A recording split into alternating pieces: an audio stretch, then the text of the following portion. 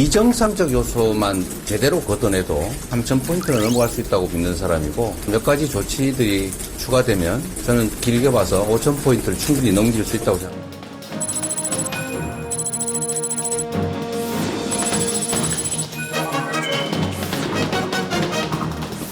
(3%) 룰 개정에 대한 제안이 포함됐습니다. 현행법이 그 목적을 달성하기에 부족하다는 지적에 따라서 반영시켰습니다.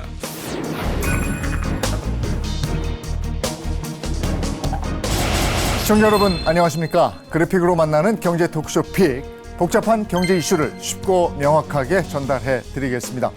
코스피 5천, 사실 대선 후보의 꿈 같은 희망사항이라고 생각했습니다. 그런데 이재명 대통령 취임 직후 한국 증시가 가파른 상승 곡선을 그리고 있습니다. 올 상반기 지수 3천을 넘고 정말 5천까지 갈 수 있다는 기대감이 커지고 있는데요. 한국 증시 5천 시대 정말 올 수 있을까?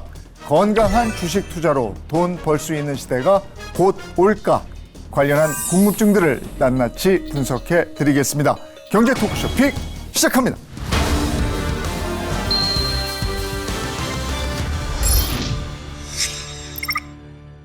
네, 오늘 함께해 주실 분들 소개해 드리겠습니다. 먼저 이남우 한국기업 거버넌스 포럼 회장 모셨습니다. 어서 오십시오. 네, 감사합니다. 네, 염승환 LS증권 이사 함께합니다. 어서 오세요. 안녕하세요. 그리고 오늘 이슈를 보다 쉽게 전해줄 현현수 기자도 함께하겠습니다. 어서 오십시오. 안녕하십니까. 네. 얼마 전까지만 해도 무주식이 상팔자 이랬는데 최근에는 너 아직도 주식 없니? 이런 식으로 얘기를 합니다. 이재명 대통령 취임 직후부터 한국 증시 변화가 심상치가 않습니다. 먼저 취임식 당일로 한번 가볼까요? 제21대 대통령 선거일 후 첫 거래일인 6월 4일 코스피는 3% 가까이 급등하며 새 정부에 대한 기대감을 나타냈습니다. 한국거래소에 따르면 이날 코스피 종가는 전거래일 대비 71.87포인트 오른 2770.84로 집계되는데요. 코스피가 2770선 위에서 마감한 것은 지난해 8월 1일 이후 약 10개월 만입니다. 취임 둘째 날인 5일엔 장중 2800선을 돌파했고 11일엔 2900선을 돌파했습니다. 어떤 종목들은 막 두세 배씩 막 오르고 이랬던데 취임 직후에 가파르게 상승한 종목들 어떤 기대감이 반영된 겁니까? 일단 이제 가장 큰 게 상법 개정 이슈인데 결국엔 이제 대주주와 소액주주의 가치를 좀 일치시키겠다는 거거든요. 이제 그런 면에서 가장 좀 이제 한국 증시에 할인을 많이 받았던 이제 그 섹터 중에 하나가 지주사 섹터인데 대선이 확정된 5월 말까지 SK가 41.8%, 하나가 90.4%, 삼성물산이 한 38.3% 이게 상승하면서 상당히 돋보였고 사실 이제 취임 후에도 지금 계속해서 이제 강세를 보이는 그런 좀 긍정적인 모습들이 좀 나왔는데 시장에서는 어쨌든 이제 PBR 1배 미만 이건 대통령도 강조를 했죠. PBR 0.8배 이하인 기업들은 강제로 M&A 시켜버리겠다 할 정도로 저 PBR 주들에 대한 이제 어떻게 보면 이제 주가 부양 이 얘기를 좀 계속 하셨었고요. 또 자사주 소각 이슈도 좀 계속 나오는데 자사주를 사긴 샀는데 그걸 그대로 좀 들고 있는 기업들이 상당히 많이 있거든요. 그래서 그런 기업들이 이제 소각하지 않을까 하는 기대감 때문에 주가가 좀 올랐고 또 지배구조 재편과 관련된 그 이슈가 있는 기업들이 상당히 좀 좋은 어떤 이제 모습들을 좀 보여줬는데 이런 부분들은 이제 정부의 어떤 그 밸류업이나 상법 개정 이슈와 좀 맞아 떨어질 수 있기 때문에 시장에서 계속 주목을 좀 받고 있는 것 같습니다. 네, 한국 주식에서 나가 있던 외국인들이 막 들어오던데 불확실성이 해소됐다 이렇게 보고 들어오는가요? 어떻게 보면 되겠습니까? 작년 여름 이후로 한 40조 원 가까이 외국인들 주식을 팔았다가 5월에 이제 순매수로 전환하고 이제 6월에 불과 며칠 사이에 지금 한 4, 5조 원 가까이 순매수를 했는데 먼저 단기적으로 보면 헤지펀드들이 보통 우리가 이제 파스트 마니 빨리 움직이는 헤지펀드들이 공매도를 커버링하면서 이제 매수한 게 있고 그다음에 순수하게 좋게 봐서 또 매수한 포지션도 있고 그다음에 이제 큰 대형 펀드들이 약간 입지를 시작을 했습니다. 그래서 큰 수급의 지금 변화가 있고 그 외국인들은 그러니까 저희가 여기 국내에서 느끼는 것보다는 현장감은 떨어집니다. 그러니까 저희는 아마 이제 이번 달 말에는 상법 개정은 되는 게 아닌가 거의 이제 확신을 하고 여러 경로로 뭐 저도 확인을 해봐도 이제 그럴 것 같은데 제가 뭐 한 30년 넘게 같이 일해왔던 알던 외국 투자가들은 작년에 밸류업을 할 때도 내가 30년 동안 한국 정부에 너무 많이 속아서 절대로 안 속는다.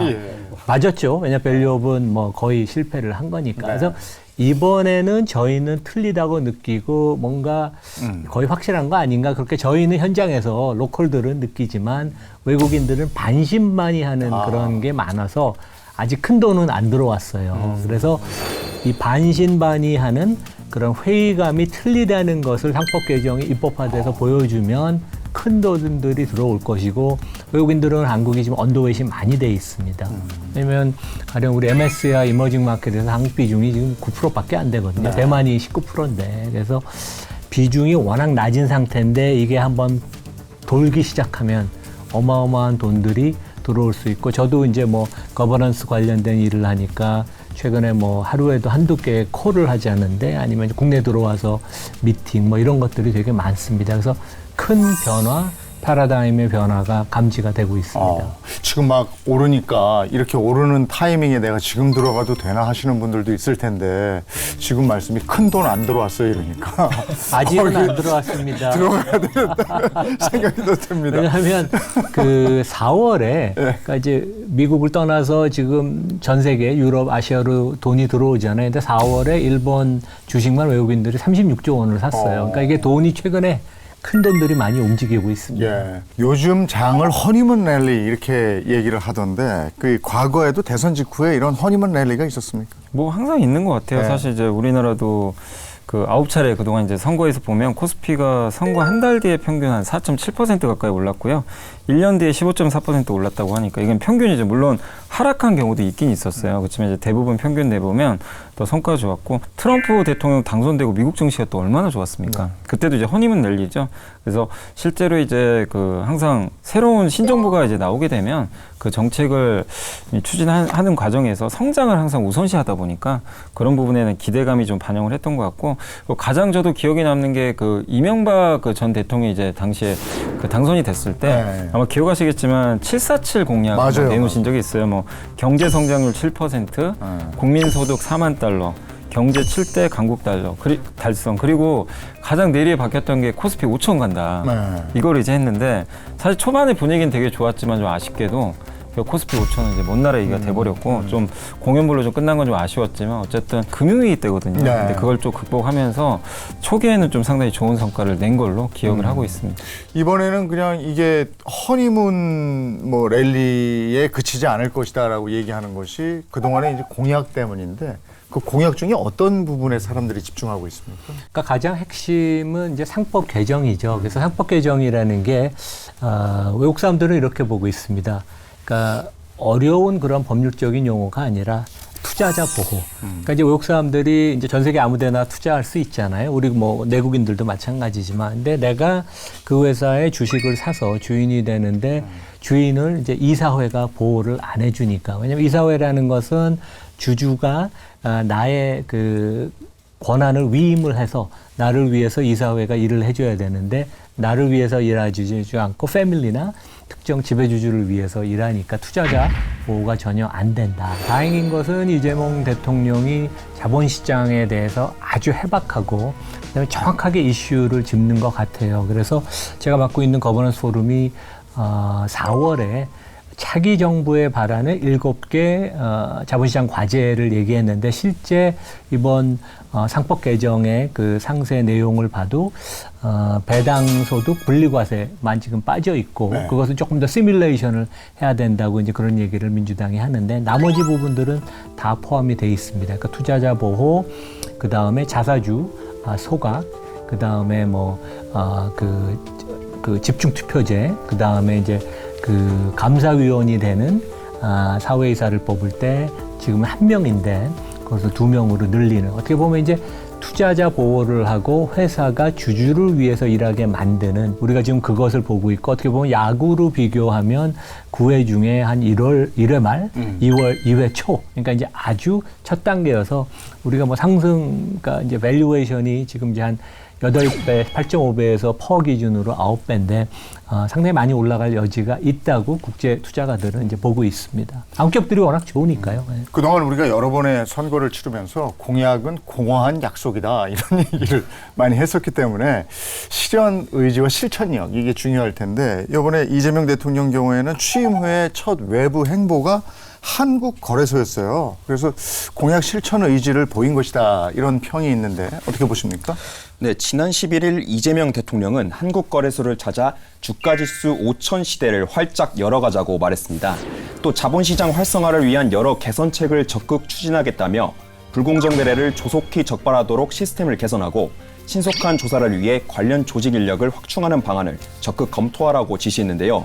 이 대통령은 이날 코스피 지수를 언급하며 제가 이재명 정부 수립 자체만으로도 3천은 갈 거다 장담했지 않냐며 시장이 정상화되면 저는 2배는 갈 거라 봤다고 강조했습니다. 이어 우리나라는 현재 투자 수단이 부동산밖에 없다. 그래서 집값 폭등이 경제에 악영향을 주기 때문에 자본시장 육성 등 대체 투자 수단을 마련해야겠다는 생각이라고 설명했습니다. 시장이 대통령의 의지만으로 움직이는 건 아니고 여러 가지 변수가 있을 텐데 오늘만 해도 분위기 아주 좋다가 오늘 지금 저희가 방송하는 날짜가 6월 13일입니다. 이스라엘이 이란을 공격했어요. 그래서 주가가 또 오늘 조금 주저앉는 분위기였는데 이런 변수들이 너무 많지 않습니까? 사실 이제 그동안 허니문 랠리를 보면 사실 거의 국내 변수로 그냥 달려버렸거든요. 네. 증시가 거의 3천 근처까지 한번 왔었죠. 근데 지금 우리가 좀 이제 잊지 말아야 될 것 중에 하나가 해외 변수 사실 그렇게 쏙 좀 좋은 모습들은 아니거든요. 그러니까 방금 말씀하신 대로 이 전쟁이 왜 문제가 되냐면 이게 장기화되면 특히 이란이 산유국이다 보니까 거기에 호르무즈 해협이 봉쇄되면 전 세계 그 해상 운송, 그러니까 원유 수송량의 한 21%가 거길 통한다네요. 거기 혹시라도 막아버리면 막게 되면 유가가 정말 불을 뿜어버릴 수가 있거든요. 그럼 이거는 트럼프한테 엄청난 타격입니다. 왜냐하면 지금 관세 때문에 물가 오를 것 같은데 이번에 소비자 물가가 생각보다 굉장히 낮아요. 관세를 때렸는데도. 그 이유 중에 하나가 유가가 많이 떨어져서 그렇거든요. 근데 이 유가가 오르면 결국 미국 물가를 이제 잡기가 굉장히 어려워지는 거죠. 거기에 관세까지. 그래서 미국의 물가 오르면 지금 가뜩이나 미국 하반기에 또 소비가 둔화된다는 얘기까지 지금 나오고 있기 때문에 굉장히 어렵죠. 그러면 우리는 국내 변수로는 상당히 분위기는 좋은데 결국 우리가 주로 수출하는 미국의 경기가 또 안 좋아지면 이런 부분에서 기업들의 좀 타격이 있을 수 있죠. 그러니까 이게 불편한 이슈죠. 그래서 지금 전쟁이 이제 또 갑자기 좀 이제 터지면서 우리가 좀 잊고 있었던 해외 변수가 다시 악재로 좀 부각하고 있기 때문에 이 부분은 좀 단기적으로 좀 시장에는 좀 불확실성으로 좀 작용할 것 같고 또 7월 8일까지 지금 이제 이재명 대통령도 숙제 하나가 지금 이제 트럼프랑 어쨌든談판을 져야 되거든요. 네. 어떤 결과 나올지 그건 아직은 모르는 거고 그리고 삼성전자도 하나의 좀 아쉬운 점인데 삼성전자가 지금 경쟁력이 여전히 지금 보여지질 않고 있어요. 이게 좀 아쉬운 게 이번에도 엔비디아에 지금 통과를 못했다는 기사가 자꾸 뜨더라고요. 저는 6월 말엔 통과할 줄 알았는데 그것도 좀 너무 안타까운데 이렇게 1등 기업이 어쨌든 뭔가 해외 변수라도 좀 좋은 이슈로 이제 자체적인 경쟁력으로 올라가주면 이 한국 증시는 벌써 3,000원 사실 넘었을 거예요. 네. 근데 지금도 못 넘었던 이유 중에 하나가 삼성전자의 좀 약간 경쟁력 저하. 이 부분은 사실 뭐 대통령이 어떻게 하는 방법은 없고 삼성 스스로가 이제 돌파를 해야 되는데 이게 자꾸 너무나 지연되고 있는 거 이런 부분들이 좀 어쨌든 시장에는 뭐 이 좋은 분위기를 좀 약간 좀 다운시키는 그런 좀 역할을 하고 있는 것 같습니다. 그러니까 이렇게 분위기 좋다가도 이 국제 정세 한 방에 그냥 무너지고 막 이러니까 불안하거든요. 뭐 시장이라는 게 원래 그렇죠. 그러니까 기업도 리스크를 지고 비즈니스를 하는 거고 네. 우리 투자가들도 리스크를 안고 하는 거니까.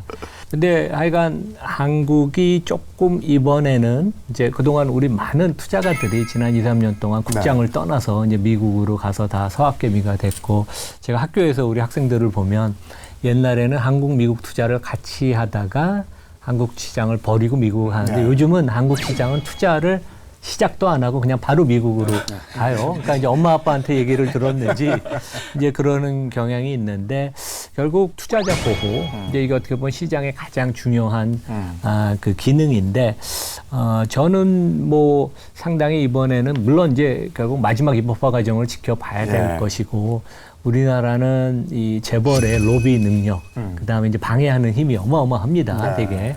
그래서 마지막까지 우리가 안심할 수는 없지만 지금 이재명 대통령이 상당히 그 아주 진심을 갖고 하는 것 같고 다른 긍정적인 사항은 이미 저희가 이제 작년 내내 지켜봤지만 지금 여당이 된 민주당의 이제 그 자본시장 관련된 이슈를 다루는 자본시장 활성화 타스크포스가 있어요. 오기영 단장, 아주 중진 의원이 단장을 하고 한 13명 법제도에 대한 이해도 깊고 엄청나게 공부를 많이 했습니다. 그래서 실력으로 펀디멘털로 지금 뒷받침이 되는 그러한 입법화 과정이거든요. 그래서 이게 뭐 일시적으로 이렇게 후퇴를 하거나 바꿀 수 있는 그런 건 아니고 대통령의 의지, 그다음에 당에서도 많은 준비와 그런 뭐 꾸준한 노력이 이제 반영이 된 거기 때문에 이번에는 결실을 맺지 않을까 이제 그런 생각을 해봅니다. 상법 개정의 중요성 계속 말씀해 주셨는데 그러면 주요 상법 개정안 한번 짚어볼까요? 네, 이 상법 개정안은 주주 충실 의무,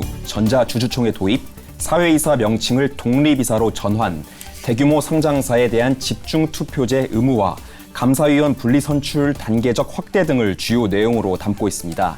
이 그간 국회 문턱을 넘지 못했던 조항들이 여권 주도의 정기국회 통과를 노릴 수 있는 구도가 마련된 상황인데요. 이 JP모건은 상법 개정 시 기업 거버넌스가 개선된 덕분에 코스피가 앞으로 1년 내 3,200에 다다를 수 있을 것으로 전망했습니다. 저희가 지난번에 그 증시를 부양할 수 있을까라는 얘기를 하면서 밸류업에 대한 얘기를 나눴는데 밸류업은 법적 구속력이 없었지만 이 상법 개정은 이제 법적 구속력이 있잖아요. 이 밸류업하고 상법 개정은 그 차이가 확실히 나는 거죠. 네, 날 수밖에 없고, 그러니까 그때도 밸류업 할 때 많은 분들이 좀 약간 걱정했던 것 중에 하나가 이거 구속력이 없는데 할까 기업들이. 물론 한 기업도 많이 있어요. 그렇지만 결국엔 좀 그게 반쪽짜리가 될 수밖에 없었던 거죠. 구체성이 없다 보니까, 구속력이 좀 없다 보니까. 그래도 작년에 이제 밸류업 시작하면서 확실히 좀 달라진 건 기업들이 어쨌든 기업가치 재고 계획도 많이 발표를 하고, 작년에 정말 거의 한 7년 만이었던 것 같아요. 유상증자보다 자사주 매입이 많았던 건 7년 만이 처음이거든요. 그러니까 그 정도로 뭔가 밸류업이 스타트를 잘 끊어준 건 맞아요. 근데 이제 결국엔 구속력이 없으니까 뭔가 흐지부지된 이런 모습인데, 이 상법 개정은 이제 그렇게 할 수가 없어요. 이건 이제 완전 강제적인 거잖아요. 만약에 주주권익보호를 못한다, 뭔가 대주주가 뭐 사익을 추구한다거나 그 소액주주의 가치를 좀 훼손시키면 이건 바로 이제 소송 들어가거든요. 이제 법적인 근거가 생길 수밖에 없는 거고, 그리고 어쨌든 이런 이제 강제성을 띄는 것 중에 이제 이번 상법 개정에 여러 가지 것들이 들어가 있는데, 제가 이제 보면서 느낀 거는 소액주주의 파워가 엄청 세질 수밖에 없어요. 뭐 집중투표제라든가 뭐 주총 의무화라든가 이런 거 보면 소액주주 한 표가 이제 몇 표짜리가 돼버리는 거거든요. 그러면 이제 대주주가 자기 마음대로 할 수 있는 영역은 점점 줄어들고, 소액주주가 어쨌든 힘을 발휘할 수 있는 영역이 커지니까.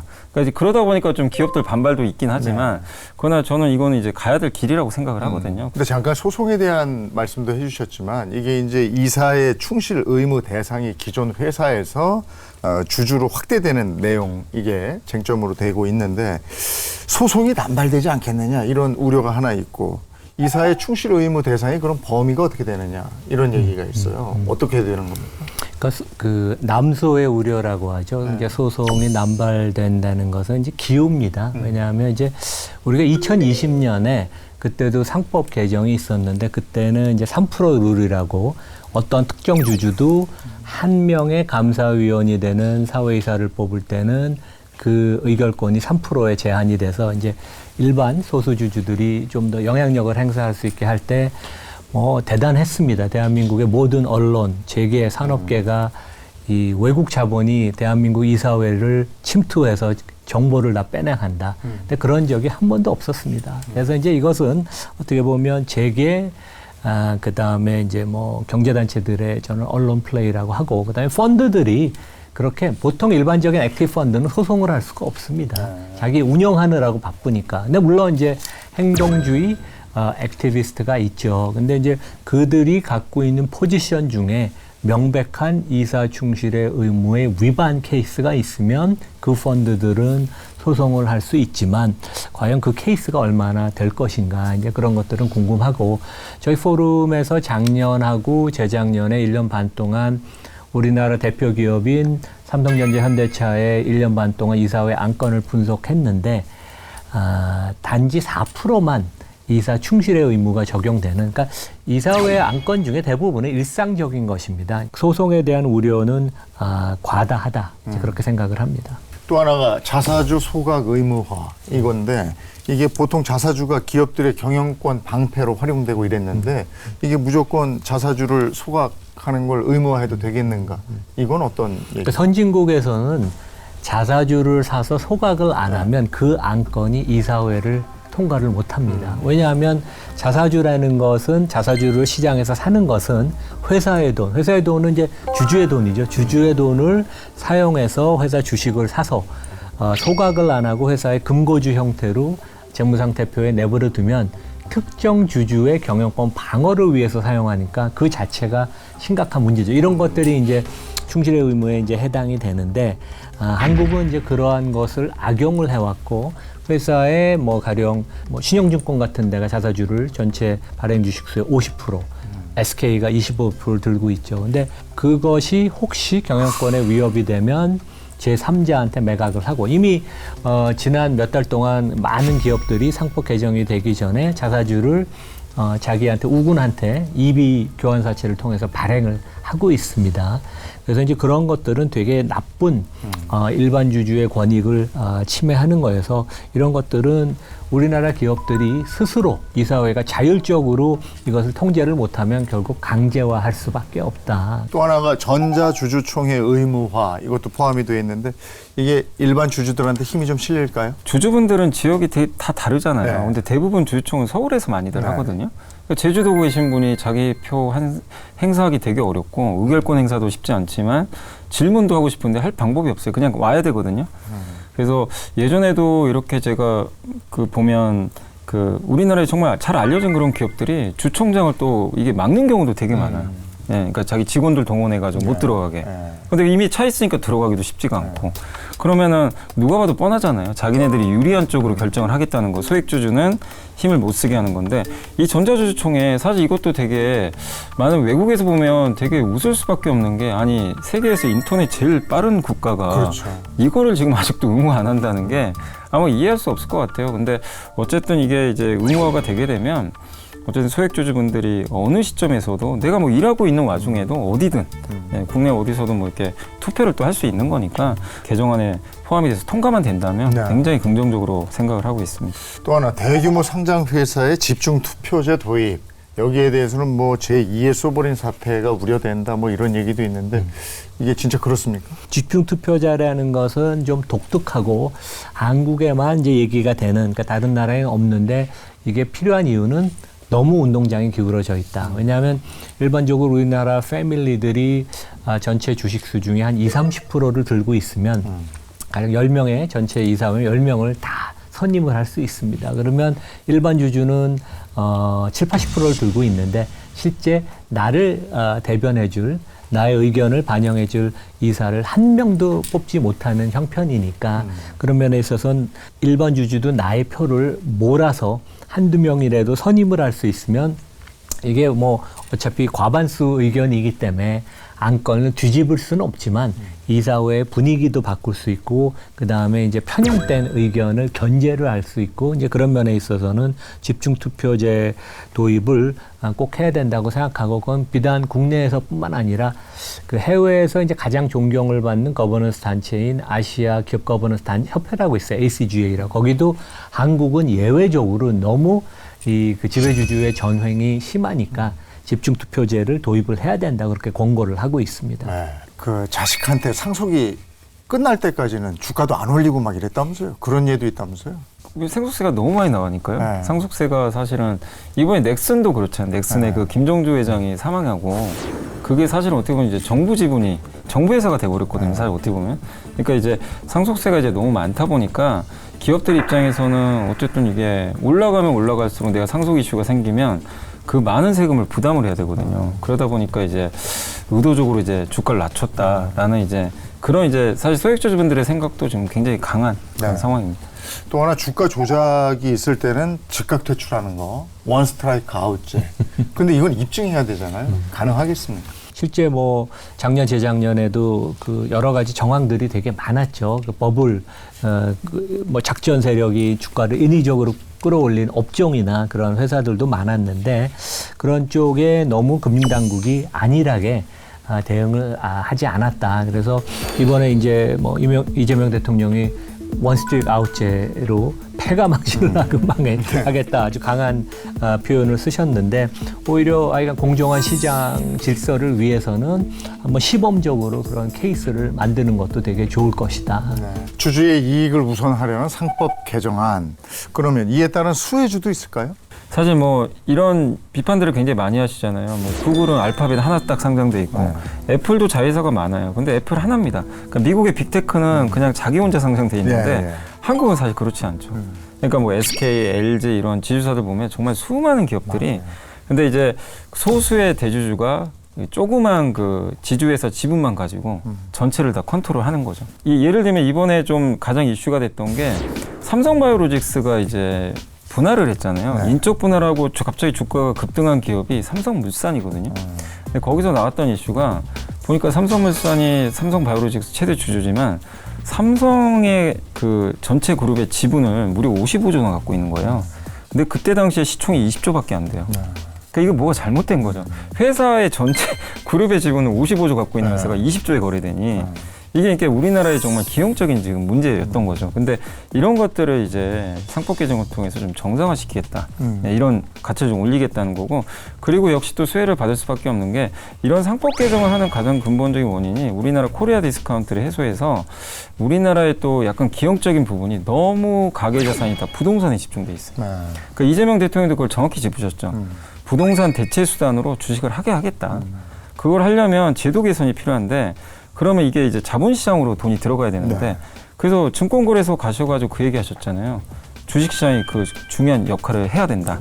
그래서 그럼 주식시장에서 중요한 역할을 할 수 있는 게 바로 증권사죠. 그러니까 증권사가 할 일이 되게 이제 많아질 수밖에 없는 거죠. 자본시장에 물꼬가 터지니까.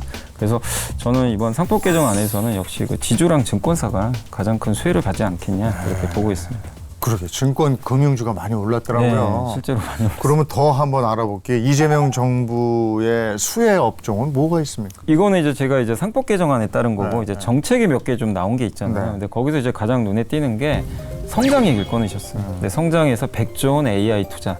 근데 저는 거기서 가장 눈에 들어왔던 게 뭐 엔비디아 GPU 구매도 있겠지만 에너지 고속도로 얘기를 꺼내셨거든요. 에너지 고속도로는 이제 저기 서해안, 그러니까 밑에 호남 지역에서 굉장히 많은 전기가 생산되는데 문제는 여긴 전기가 남아요.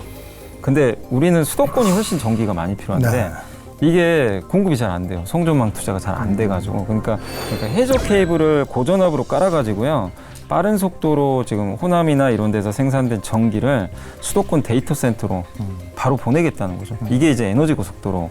네, 결국 이거를 깔아야 AI 강국이 될 수 있다. 그러니까 사실 지금 전 세계 미국도 그렇고 요즘에 원전주도 왜 오르겠어요? 전기 때문이거든요. 그래서 저는 좀 전선 업체들 상당히 좀 수혜를 받을 것 같다. 이렇게 좀 생각을 좀 하고 있습니다. 그리고 한 가지가 더 이제 아마 한중 관계가 조금 더 개선은 될 것 같아요. 그래서 이제 이번에도 시진핑 주석하고도 이제 전화를 했는데 에이펙 정상회담 이제 초청을 했거든요. 그래서 작년에 시진핑 주석이 온다고 약속은 했는데 그게 올지 안 올지 명확하진 않은데 어쨌든 또 이재명 대통령이 요청을 해놨으니까 저는 그 11월 초에 열릴 그 에이펙 정상회담에 올 가능성이 상당히 높다. 그러면 이제 결국 중국과 관련된 그 뭐 소비주들 있잖아요. 뭐 화장품도 있고 콘텐츠, 뭐 드라마 이런 쪽도 있고 카지노. 그러니까 중국인들이 3분기엔 상당히 좀 한국에 많이 오지 않을까. 또 그때 그 3분기부터 중국 사람들이 한국에 올 때 이제 한시적으로 무비자를 해줄 거예요. 정책적으로. 그런 거 보면 중국과 관련된 기업들도 상당한 수혜가 저는 예상된다. 이렇게 보고 있습니다. 얘기 들어보면 배당 많이 해줘라 이런 얘기도 그렇죠. 하시던데 그러면 배당 성향이 강한 기업도 많이 뜨겠네요. 그러니까 이제 이소영 의원이 이제 발의한 법안에 의하면 배당 성향 35% 이상인 기업에 대해서는 뭐 분리과세 한다는 얘기가 있는데 그게 실제로 통과 여부는 좀 봐야 되겠지만 배당을 많이 주면 줄수록 세제 혜택이 이제 커질 수가 있거든요. 그러면 당연히 고배당주들도 수혜를 받을 수 있기 때문에 그러니까 이거는 이제 아까 그 상법 개정과 맞물려 있는 거죠. 또 ETF도 주목을 받고 있던데 이재명 대통령도 ETF에 투자했다 이런 얘기더라고요. 그거 한번 좀 알려주시겠어요? 이 대통령은 후보 시절 대선 캠프 라이브 방송에서 코스피 200 ETF를 비롯한 국내 주식 상품에 4,100만 원을 투자한 사실을 밝히면서 더 좋아지기 전에 빨리 참여하자, 확실히 밀어드리겠다고 밝힌 바 있는데요. 제가 저는- 퇴임할 때쯤 되면 꽤 많이 올라 있을 것 같아요. 그러니까 상당한 은퇴 자금이 되시겠어요. 근데 자기까지 될지 모르겠는데. 그리고 이재명 후보님의 공약이 코스피 5천 아닙니까? 네. 그렇게 될지는 잘 모르겠는데 여하튼 그걸 목표로 넘기면 더 좋겠지만 사실 거길 넘기려면 우리나라 산업구조에 대대적인 재편이 있어야 돼요. 맞습니다. 그리고 주식시장, 금융시장 구조도 많이 바꿔야 되고 그리고 이 투자 풍토 완전히 바꿔야 됩니다. 지금처럼 그야말로 이렇게 주가 조작이나 하고 그다음에 정말 살찐 암소인 줄 알고 샀는데 송아지는 나무 거다 이런 거 물적 분할 이런 거를 못하게 해야죠. 우리가 이제 주식시장 코스피 5천 시대를 목표로 하고 있는데 일단은 그렇게 하려면 우리 경제 기초 체력이 든든해야 되잖아요. 뭐부터 해야 되겠습니까? 사실 지금 저는 우리나라 기업들 되게 잘하고 있다고 생각하거든요. 정말 그 열악한 환경에서도 대단하죠. 또 SK하이닉스가 엔비디아에 거의 공급할 정도로 성과를 내고 있는데, 근데 결국 이게 유지될 수 있겠느냐. 그러니까 장기적으로 우리나라의 제일 걱정은 결국 그 출산율. 그러니까 아이를 많이 낳지 않잖아요. 근데 그 원인 중에 하나가 또 역시 양극화라든가 너무 이제 부동산 가격이 오르고 그래서 이제 결혼도 점점 안 하게 되고 이런 부분인데 결국 그런 걸 좀 풀어줘야 되거든요. 근데 그러려면 그런 양극화 해소하는 또 방법 중에 하나가 결국 저는 주식시장 또 부양이 있다고 생각을 합니다. 이 자본시장이 또 활성화돼서 이재명 대통령이 얘기한 것처럼 그 미국처럼 배당으로 생활비도 낼 수 있고 노후 대비도 할 수 있는 그런 이제 그 환경을 좀 만들겠다고 했는데 그게 사실 그런 부분이라고 저는 보거든요. 증시도 그렇고 우리 경제 전반에 걸쳐서 지금 현 정부에 바라는 점 이렇게 좀 해줬으면 좋겠다 하는 점 마무리하면서 말씀 좀 들어볼까요? 최근에 경제 전문가나 여러 그 단체에서도 얘기하는 게 우리나라가 투자를 많이 해야 된다. 노동 개혁이 이루어져야 된다. 근데 실제 우리의 근본적인 문제는 자본의 효율성입니다. 투자를 우리 대한민국이 그동안 안 한 게 아니에요. 오늘 R&D 데이터가 나왔는데 삼성전자가 30조 원 이상 투자하고 작년보다 R&D가 2자릿수 늘었는데 결과는 별로 없거든요. 그래서 돈을 제대로 못 쓰고 그다음에 돈이 없으면 그 타이트하게 관리를 해서 돈을 써야 되는데 과도한 차입을 해서 기업 부채 문제가 되게 심각하거든요. 그래서 결국 주가가 오르고 자본시장의 증시가 시총이 늘어나려면 차입금이 감소를 해야 되는데 지금 빚 문제를 빨리 해결해야 되고 필요에 따라서는 부채 탕감 내지 부채 주체 전환도 일부 업종은 해야 된다고 생각을 합니다. 그리고 기업도 선택과 집중을 해야지 방만하게 지금 경영하는 것은 더 이상 안 된다. 시장에 하여간 강한 메시지가 필요하다고 생각합니다. 네. 주식시장이 어쨌든 2,900 오를 때 개인 투자분들이 3조 넘게 팔아버렸거든요. 그러니까 이렇게 좀 뭔가 정말 큰 변화가 생기는데 개인 투자자들은 지금 현재 매매만 보면 믿질 않고 있어요. 이번에도 이러다 말겠지. 왜냐하면 한두 번 속아본 게 아니잖아요, 사실. 결국 아까 말씀한 공허한 약속이 돼버리니까 그런 신뢰를 구축하는 게 무엇보다 우선이다. 그 다음에 세금 이슈가 좀 있잖아요. 배당 분리과세는. 근데 이거는 이제 주식 투자하시는 분들 입장에서는 대부분 찬성하시지만 또 주식을 안 하는 분도 상당히 많은데 이게 또 어떻게 보면 또 이렇게 누군 또 세금 깎아주고 그런 것들이 저는 당장은 좀 쉽지 않다고 보는데 국민적 합의는 또 필요하거든요. 네, 그런 합의도 좀 중요한 저는 좀 그 부분이다라고 좀 말씀드리고 싶습니다. 새 정부의 경제 정책에 우리 증시가 화답하고 있습니다. 더 큰 기대감이 또 더 큰 결실로 이어지고 그래서 우리 코스피 5천 시대가 꼭 좀 왔으면 하는 바람을 갖습니다. 경제 토크쇼 픽 여기서 인사드리겠습니다. 고맙습니다.